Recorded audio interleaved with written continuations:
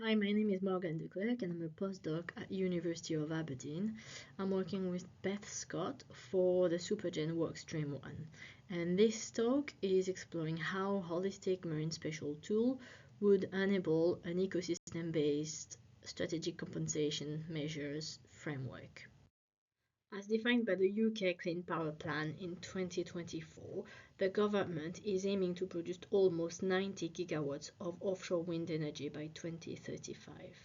In 2025 in Scotland, the ScotWind plan proposed to produce 40 gigawatts of wind development by 2040 in addition of the existing capacity.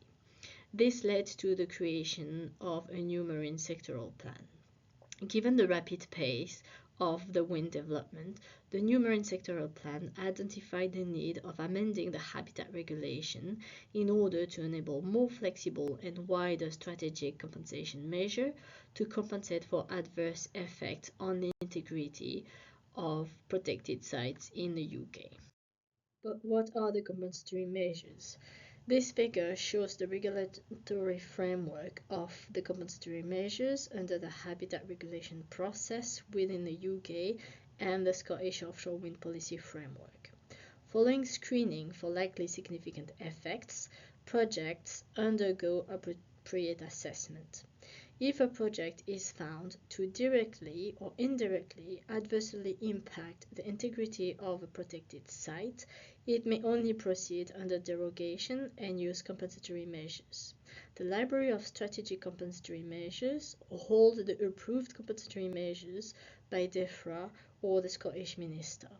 Once the compensatory measures are chosen and approved, then the UK Marine Recovery Fund is used as a payment mechanism. As they stand today, the available Bentley compensations are the designation and/or the extensions of marine protected areas. And to provide ornithological compensations, developer can finance offshore artificial nesting structure or predator reduction programs. However, compensatory measures need to be widened and more flexible to deliver positive marine ecosystem benefits, even if their benefits are not directly addressing the targeted feature. They should also benefit the protected site network as a whole rather than only applying to the impacted feature.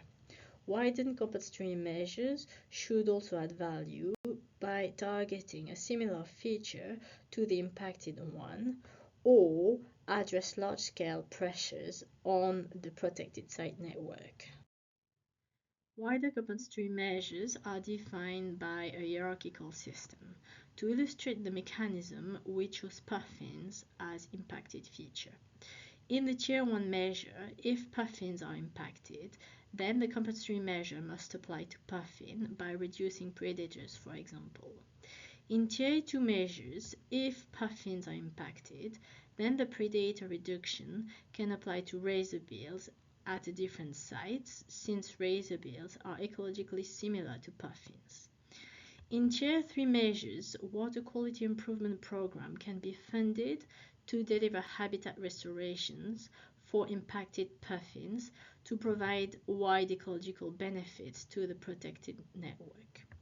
To allow flexibility in the compensation hierarchy, if there is evidence that a Tier 2 measure would have a greater benefit than a Tier 1, then developers are allowed to use Tier 2 measure rather than a Tier 1.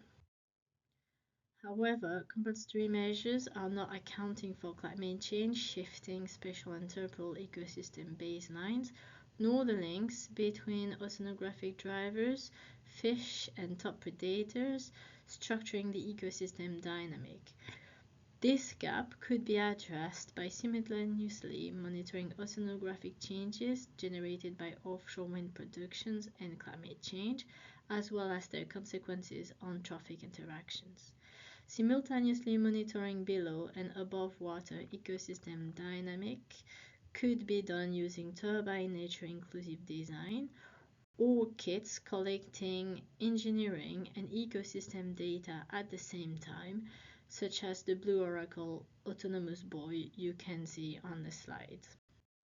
developing a regional ecosystem monitoring program to simultaneously assess below and above water ecosystem interactions would provide information regarding changes in movement patterns to understand fine to large-scale ecosystem responses towards offshore wind farms and climate change scenarios. This would also enable data collection using agreed standardized methods, generating datasets that could be fed back to the UK Marine Strategy and the European Marine Strategy framework via the European database MADIN or the UK national one, the Marine Data Exchange. I will thank you for your attention and don't hesitate to send us emails if you have any questions or comments.